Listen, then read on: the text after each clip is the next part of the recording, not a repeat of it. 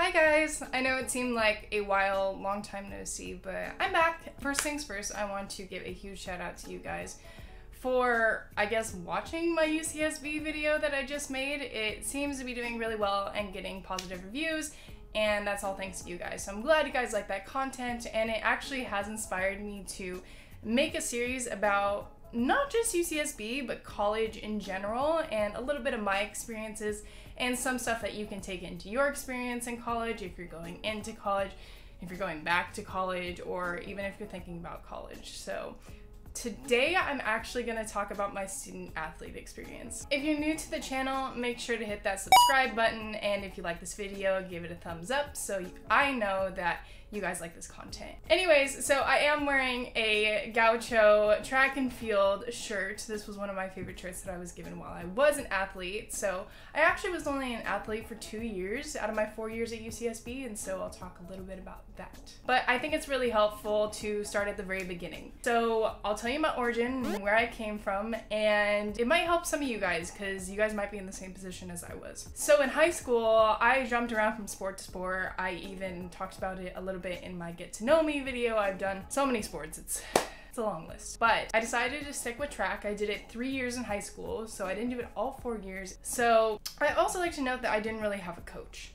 Not bashing my school or anything like that, but track wasn't really a huge priority. We didn't have too many people around the area that were really versed in coaching, especially with track, because you have to have so many different coaches for so many different events because there are so many, and as much as people say like, oh, just get them one coach, that really doesn't work if you want success.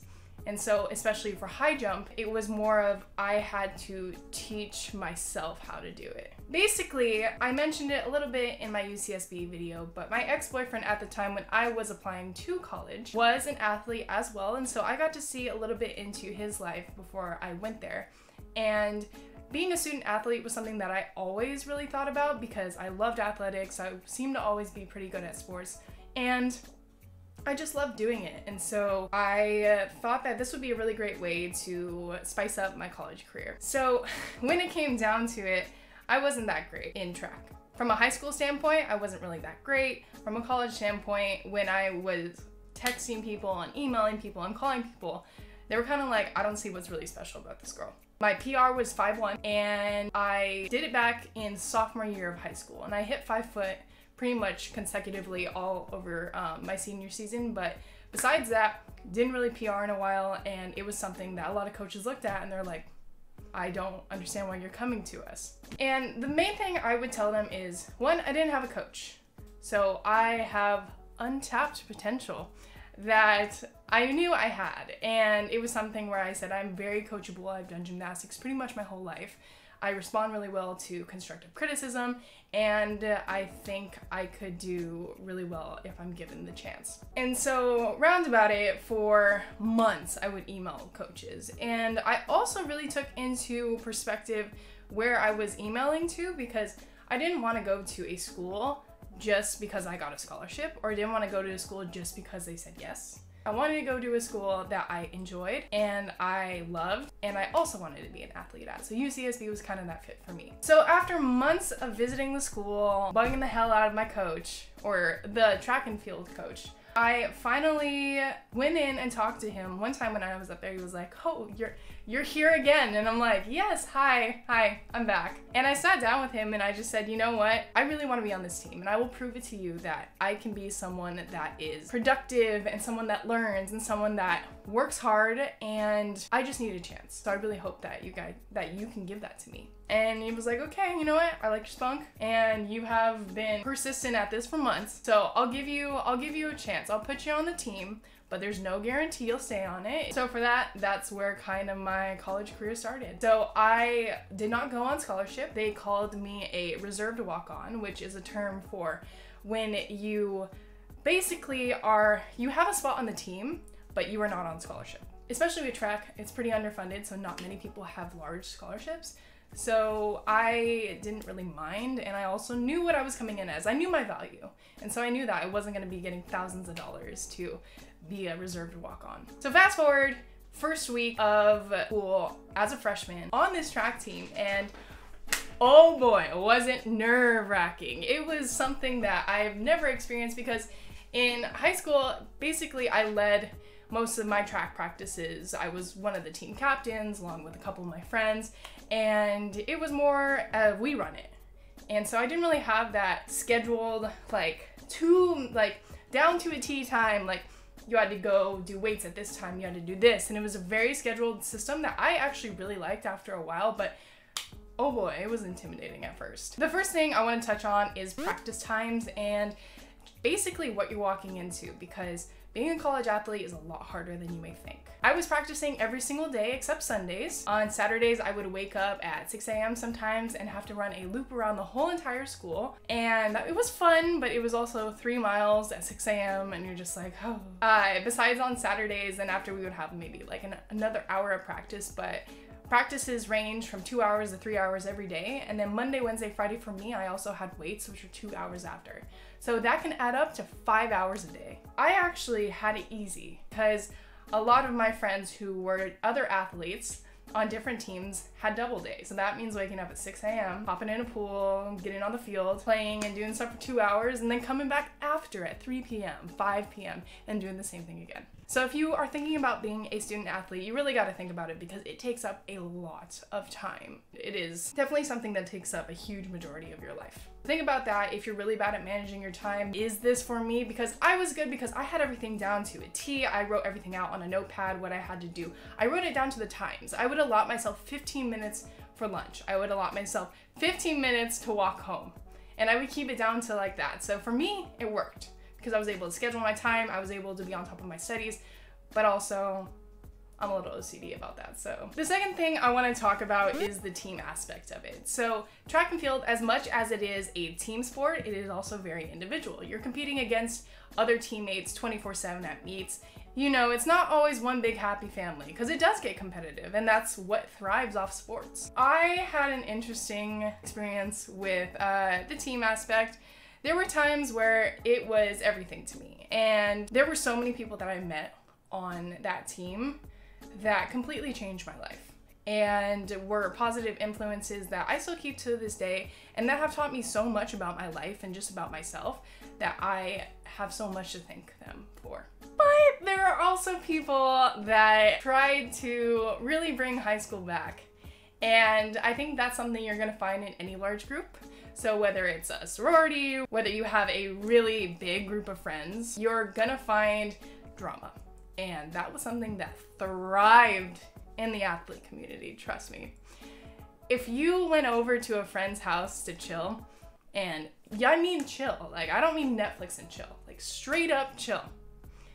There probably the next day was a rumor, oh hey, did you see like she was over hanging out with him? Yeah, And it's like, really? Really? I don't know. Listen here. First things first, something you guys should know about me is I do not deal with drama. I dealt enough with it in high school. I dealt enough with it through sports and through everything. And when I got to college, that was, nope. So if anyone ever had drama with me, I immediately addressed it because I don't really have time for that. You're gonna have a lot of that going on because especially in the athlete community, from my experience, there was a lot of people who dated around because, you know, you have the same schedules, you have the same life in a sense, you have the same kind of experiences of being an athlete and really going through this really grueling experience at times. And so you do find people that you do bond with, and that might turn into a relationship. And going back into relationships, it might get messy once the breakup happens, if it does. And so you really do have to deal with a lot of that drama, especially when you're on a track team and there are, you know, over 100 people, and you like Jimmy one day and you're like, oh, and then you date Jimmy for a little bit, but then you break up with Jimmy, and then you like John and you're like, oh God, this is the same team.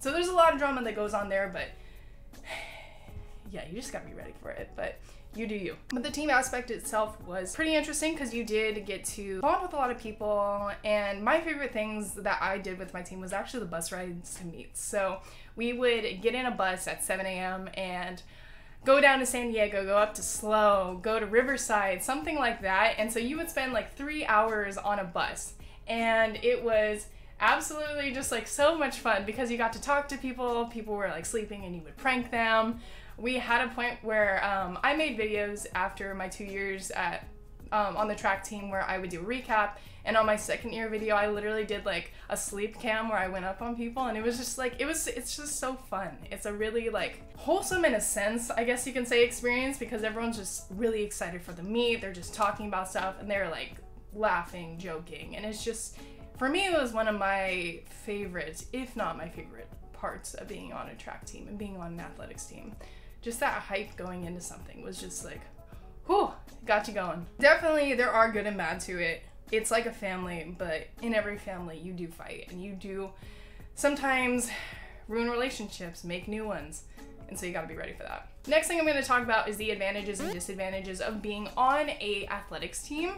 So the advantages are pretty standard. You get gear. There is always a joke saying that like, oh God, the athletes don't have any other clothes because all they wear are gear. But like, okay, I was guilty of this for sure. I would wear like track stuff as much as I could, but it's not only because I wanted to, but because I had practice at 3 p.m. every day. So it'd be like, I go to class and then immediately go to practice. I also feel like most athletes just have a pride in representing our school. That's why we do it. And like I mentioned in my UCSB video, a lot of the sports teams at UCSB weren't known for being the top in the nation. So you really gotta love the sport there to be like on it 24/7, because it's not always a lot of payout. And so I was really proud of what I represented and what I did. And I was proud of how much I practiced and what I put into it, because this was my life for a very long time. And yeah, the gear was cool. I mean, I will keep this forever, and I am very excited to maybe show it to my children one day and inspire them to do track or whatever they want to do. Another advantage that that you could use, and was one of my favorites, was priority registration. So basically, you pick classes, right? Everyone picks classes, but you get to pick classes a couple days before to fit around your schedule. So, you know, if you had classes at 9 a.m., you can get that 10 a.m. lecture that a lot of people wanted. You can get those classes that a lot of people wanted that couldn't get when the normal pastimes came out. So there was a couple classes that a lot of people really hyped up, like Theater 5, for example. It was Intro to Acting. Everyone wanted to do that class, and you got the first chance at getting that class. And so I was able to take most of the classes that I really, really wanted to take from other people's recommendations throughout the years. And it was so nice because you can get your schedule perfect. You could have no Friday classes, have them all in the morning. It literally was like so ideal. And especially in your first 2 years when it's more general ed or your intro bio, intro chem, stuff like that, they'll have, you know, they'll have like one slot where it's like, you know, 10 a.m. bio that everyone wants. And then they'll have like a 3 p.m. bio that like no one really wants, or like an 8 a.m. bio that no one really wants. But if you figure it out, it is perfect, and it's so nice. Another advantage would be we had a training room, and so basically there was the rec center that all the other students were in. There was also a gym where the club athletes would work out, and then the NCAA athletes. So when I transferred to being a NARP, which is a non-athletic regular person, that was one of the hardest transitions, because I was sitting there like, oh my God, I have to share this with everybody else. This sucks. But the gym equipment where the NCAA athletes trained was unbelievable. And it was so nice. You got to go in there whenever. There was athletic training right next door. So if your arm was hurting, you can go there, get it wrapped up, get it iced, get physical therapy basically for free. And it was so nice because, you know, you tweak your shoulder while you're doing presses or something like that. Just go over there and then instantly they help you out. And I miss that so much, especially when you go back over there and then you have to, you know, just fight with everyone for any platform. It's tons of fun. But that was definitely one of my favorite things for sure too. And I would say like other big advantage that you had while being an athlete is just being open to this community of a lot of athletes. And some of those people turned out to be some of my closest friends that I did make there. But it is a lot of egos, I must say. If you are an NCAA athlete, you are going to deal with a lot of egos, whether you're at a D3 school, whether you're at an NCIA school or a D1 school, it doesn't matter. A lot of egos. I guess this could be a double-edged sword. You can do a advantage or disadvantage, but interesting people, but definitely a really cool community that really came together and supported each other. And that was something that I really liked about it personally. Going into the disadvantages a little bit, so for me, I actually had to hold off on joining a sorority. I said this in my UCSB video, but I was not allowed to join a sorority while I was on the track team. That's one of the things I first brought up. I was like, hey, I want to join a sorority. And they're like, oh, well, you can walk out the door. And I was like, okay, never mind. I also look at it and say, I said back then, like, oh, it's definitely manageable. It's not. If you're in a sorority and you're also on a sports team, more than likely you are sacrificing too much of one or being half-assed at both. I would suggest doing one or the other for sure, because they both do take a lot of time. But I was able to have a social life outside when I was not in a sorority and when I was on the track team, and I still made time for that. And I was thriving, personally. But you do give up a lot. You give up a lot of your free time. You give up your ability to really make a lot of plans, go out on the weekends. And that doesn't mean just like go out into like, you know, the town or onto someone's house. It's more like if you want to take a trip and visit a friend in Cal Poly SLO, you can't do that because you gotta meet. You can't do that because you got practice. If you want to go home and see your family, you can't really do that because you have a practice. And you can talk to your coaches, and more than likely, they're gonna say yes. They're not gonna be like a dick and just be like, no, you cannot see your mother. Or if it's a family emergency, they're not gonna say no, usually. But I did personally feel like sometimes if I did say that, they would say, okay, it's fine. But I got a feeling that it really wasn't. And it would reflect in the next week's practice, when it would just be like, so how was home, Kelsey? And I'm just like, it was great. I got to see my mom. It was wholesome. But didn't always happen.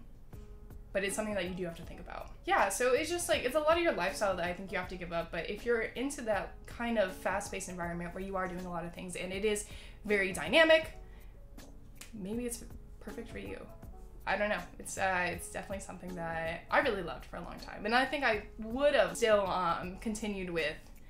And now it kind of goes into why I quit. And so now I'll explain that. So basically what happened is my first year, I did pretty well. I came out of the gates at our first meet ever, jumped 5'5", which was 4 feet above my PR. And that was the most surreal experience. That was my first meet. And then after that, I kind of plateaued. I did like 5'3", 5'3". The end of the year, I was having a really bad year because, or just really bad time because my coach, in my opinion, didn't really have faith in me.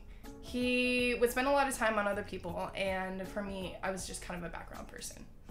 And it wasn't always like that. It was one of my favorite times on the track team was when we were in a meeting, and he actually told this story about this girl, and he was like, you know, I feel like not a lot of you guys are really motivated, so I want to tell you this story. And told the story about this girl who was not the best at what she did, and she was very, very persistent with her actions, and literally everyone said, why would you even like spend any time on this person? And he said, you know what, but I gave her a chance, and she's in this room right now. And I realized that the story was about me, and it was one of the most like shocking, in a sense, experiences, because I sat there and I was just like, oh my god, he's talking about me. And he was like, Kelsey, I want to let you know, you don't have to worry anymore, you're on the team. So me and my coach definitely had a love-hate relationship. And there was good times and there was bad times. But at this point, I felt like I was pretty much getting just pushed aside. And so I had a bad meet, only jumped 410. And it kind of hurt me because it just really shook me up. And so after that, I jumped 5'1" at the next meet, but he decided not to take me to conference. He decided not to take anyone but one high jumper to conference that year. And so it was really heartbreaking because it's something you work so hard for, and it's almost like it's teased to you. It's like, oh yeah, you're going to conference. And it's like, no, you're not. But that's just kind of how life is and how you gotta really take things. But basically, going into my second year, I really wanted to step things up. I wanted to become a heptathlete instead of just a high jumper. And so I told my coach, I don't want a scholarship, I don't want anything like that, but I want to try this out. And he was like, okay, fine. And so for the next couple of months, I trained my ass off. I would run every day. I would try to be, because I wasn't fast at all, but I would try my best to really push through it, because I really wanted to do it. I wanted to show him that I'm so much more than just a high jumper. Not saying there's anything wrong with just being a specialist, but I thought I could do really well, because I knew I was good at javelin. I knew I could do the jumps. The only thing was running. That was a little bit off for me. But through those months, I was really received with nothing but discouragement. And it hurt so much because it turned into the point where I didn't want to go to practice, ever. I would dread it just because I would feel so alone. There was one time that I remember so distinctly because over the fall, it was hardcore training. And there would be this day, Wednesdays, where we would have to run, you know, nine 200s. It was like 9 or 10 200s, it was something like that. It was ridiculous in the heat too. And as a person that's not really good at running, I would fail at this every time. But there was one time where I finished and I did every single one of them. I did not pass out, or not that I passed out, but I did not like feel frail or anything like that. I finished, and when I crossed the finish line, I collapsed to the ground and started crying because I was so proud of myself for doing something I never thought I could. And my coach was going around saying, "Good job, everyone," and he came over to me and he was like, "Are you okay?" And then just walked away. So I felt really alone in a lot of it because I just felt like no one had hope in me. And that made me stronger because I realized that the only person that's gonna lift you up at times is gonna be yourself. The only person you can count on to lift you up is yourself. And so if you keep beating yourself down and then you get into that mentality, it is so toxic because you are the only person you can trust in the end of the day.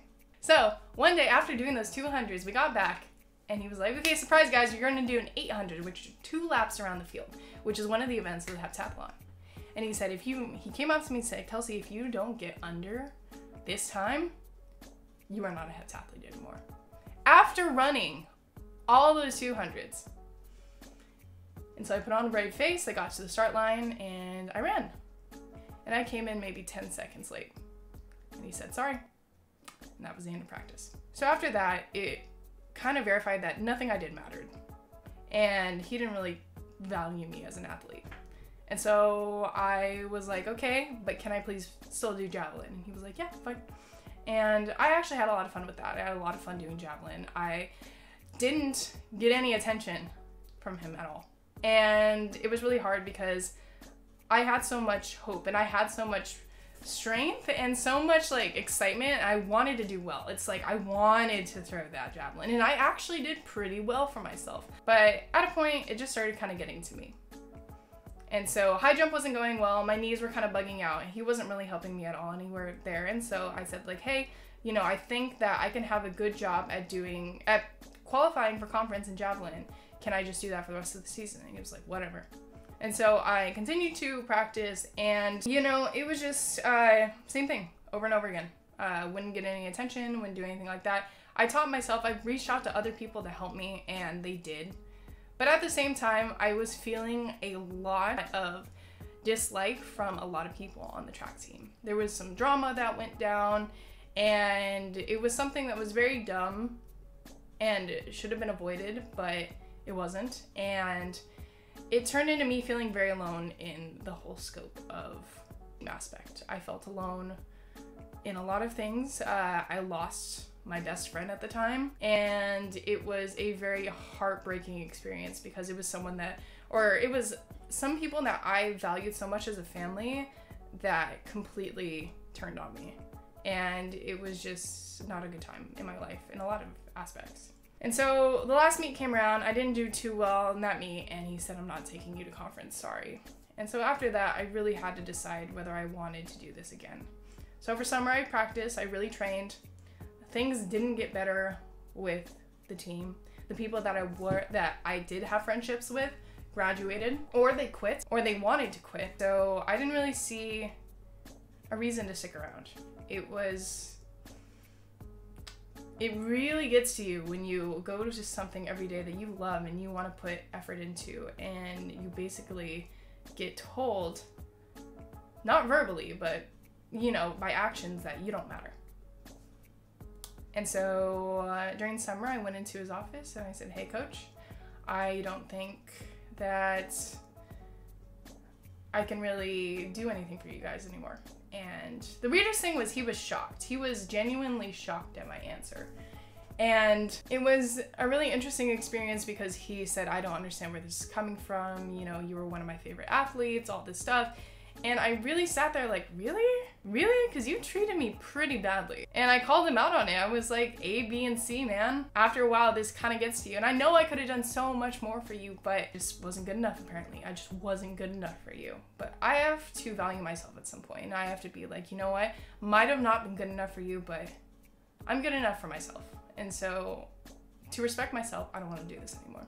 And he told me, you know what, you can always come back and try out again if you want to. And after, it was actually a really freeing feeling because I wasn't trapped in this toxic relationship, not only with the team, but with myself, where I really just thought like this was the only way. And I was so scared to quit because I was so scared of failure. And that's something that I really, really, really want to just make sure that you guys understand. It is okay to fail. It is okay to fail in your classes. It is okay to fail in what you want to do as long as you get back up and you try it again. You get back up and you try to make progress towards whatever you're doing next.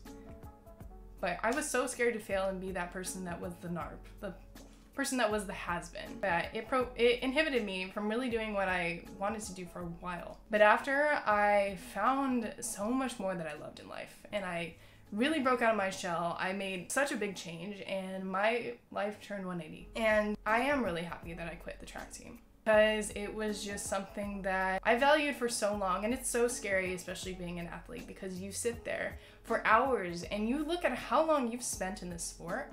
You've looked at how much time you really dedicated to this, and to leave it all behind is, at least for me, something that I was terrified of. I did it, I got through it, and I feel like I came out on the other side a better person. So that's just my story. That's not everybody's story. A lot of people have different stories. The coaches actually ended up leaving, and so if you are looking to be an athlete at UCSB, especially on the track team, the coaches aren't there anymore, so you don't have to worry about what I worried about. But I would say go for it. If you want to be an athlete, go for it. Try it out, see how you like it, but don't be afraid to quit. Really think about what I said about the practice times, think about what you're going to be giving up, think about being committed to this, because it's not a win-win situation for most of it. You're not going to be winning all the time unless you're like godlike, which is like, damn, good for you. But if you're not like this unreal Olympic athlete, you're probably going to be losing sometimes. And do you have the mental toughness to really hold on to that? Think about that. If you guys have any questions about being an athlete or anything you want to ask me personally, feel free to reach out in the comments. I got a lot of really good questions on my UCSB video that I will link at the end of the video. I love to answer questions and to talk about this. Being an athlete was something that I absolutely loved for the time, for most of it, and it was something that really made me into the person I am today. Yeah, it's something that I definitely would recommend, but just don't let it take over your life if you're not happy. Some quick steps to really put your foot in the door. First of all, email, call, contact, do whatever you want. Go up there and talk to them. They like initiative. They would rather have someone that is maybe not the best in America, but has more potential and has more like drive than the top recruit in the nation. We had a top recruit on our team, and he really didn't give a crap about most of the stuff. He didn't show up to all the practices. They benched him. They don't care how many points he was scoring. They benched him. And that's something that I love about UCSB, because they value the student over the athlete. They value the person over the athlete. So if you're gonna come in and be a stuck-up loser, basically, and think you're better than everyone else, they're not gonna take it. And they're gonna be like, oh, your grades are slipping? Benched. You're being an ass on the team? Benched. You're not showing up to practice? Benched. You did something wrong? Benched. It's not supposed to be a threat, but I really like that because it made people accountable to what they're doing. So contact, be persistent. If they say no, okay, but then talk to them again. Thank you guys so much for sticking with me. This was a little bit longer than I thought it would be, but I thought it was really informative and it gave everything that I did want to tell. So let me know what you want to see in the comments next. And yeah, I'll see you in the next video. Bye guys.